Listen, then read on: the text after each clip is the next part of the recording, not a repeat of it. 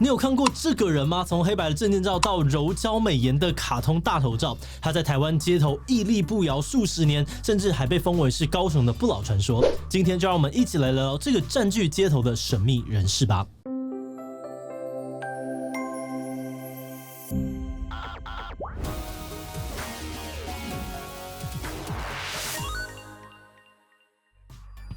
嗨喽，大家好，我是志奇。这个人的广告无所不在哦，从台北三重客运的这个公车广告，到屏东往垦丁路上大型看板，几乎全台湾都有他的踪迹。就连网络电商虾皮呢，都用他作为万圣节变装的主角，还吸引了1万多人点赞。而他青春永驻的大头照呢，也被大家称为是高雄不老的都市传说。而最近他们团队呢，还将这样经典的黑白大头照切割成1000枚的 NFT 公开发售，让它在元宇宙中成为永恒。那这些超狂事迹也让我们开始好奇，这个大头贴里面的人到底是谁，以及他为什么会被贴在大街小巷？今天就让我们一起来一探究竟吧。不过在开始之前，按照惯例，先让我们进一段工商服务时间。你有做网站的需求吗？得过多项国际大奖的简讯设计是你最好的选择。无论是企业官网、互动答题、一页式的网页，或者是大型活动网站，我们都擅长透过资讯设计为你梳理出重要的资讯，再呈现给受众。除此之外，我们在网站制作上面也都符合 Google 的 SEO 规范，并且有直觉好用的后台，让你能够轻松管理内容，持续累积曝光流量。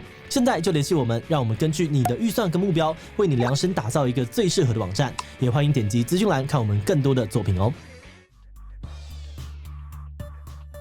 大家在路上看到的应该都是这张证件照，配上大大的陈彩佑。一开始呢，还以为他是要选举，但仔细看旁边五彩缤纷的说明文字之后呢，才发现原来是抓漏广告。但这个在广告里面永远18岁的陈彩佑，今年其实已经61岁了，而他还真的是一个抓漏师傅。陈彩佑出生在民国50年哦，五专读的是土木工程科，所以他就在退伍之后马上进入工地当工地主任。但在当时那个不重视防水的年代，他工作上面最常遇到的挫折呢，就是屋主对他抱怨说，我花这么多钱买房子，结果外面一下雨，家里面就跟着滴水，生活品质实在很差。这主要是因为台湾属于海岛型气候，潮湿多雨，同时还位在地震带上面，频繁的地震呢，很容易损坏房屋的结构。那在这2个因素的影响之下，房屋漏水的问题就层出不穷。根据资料显示台湾有漏水问题的房子可能高达90%以上，也就是说呢，漏是一定会漏的，只是时间早晚与程度上的差别而已。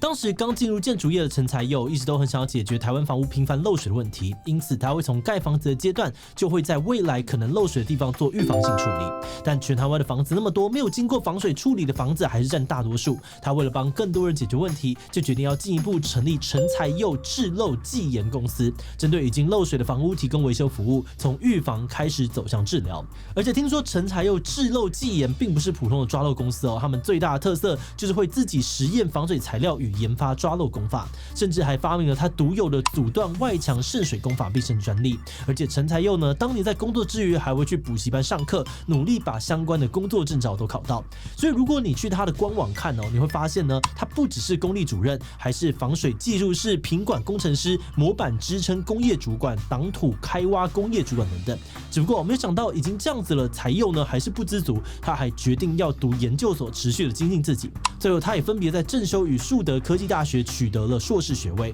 而毕业论文都是与房屋漏水的维修技法有关，其中他最主打的就是非破坏性工法。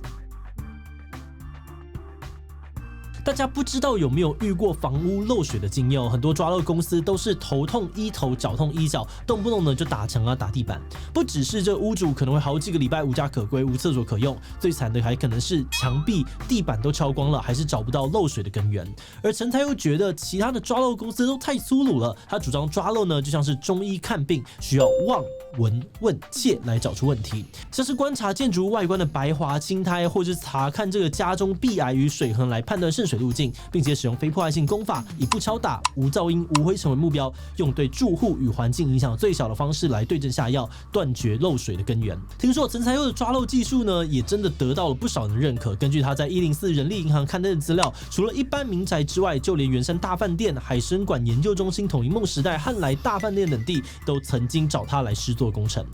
那既然他要学历有学历，要经历有经历，那有名的客户还那么多，为什么还要抛头露面，在全台湾的街道贴满他的大头照广告呢？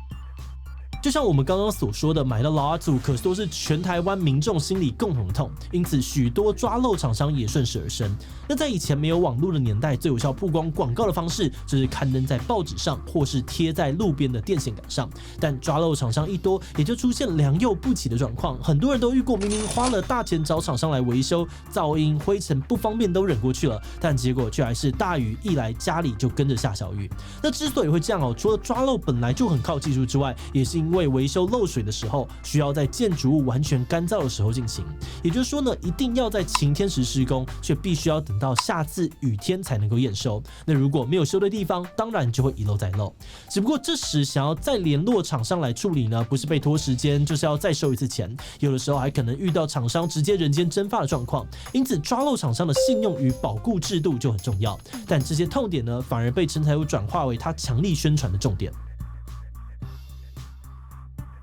就像刚刚提到的，因为有很多的民众对于抓漏厂商都有负面印象，因此陈财佑决定出卖自己的脸。他在广告上面大大的放上自己的大头照呢，还加上有效便宜、无效免费、本票保固等等的广告标语，并在交通要道上面设立广告看板啊，在学校周围停放广告车，甚至呢连自己的工程车与施工现场都不放过，为的就是要利用大量曝光的广告与民众建立信任感，让人觉得陈财佑广告满街跑，有事情呢不怕找不到人。可是财佑，你把自己冻龄在大学毕业就算了，后来呢还改用 Q 版卖萌照，要找你们公司可能没问题，但要找到你本人，确定有很容易吗？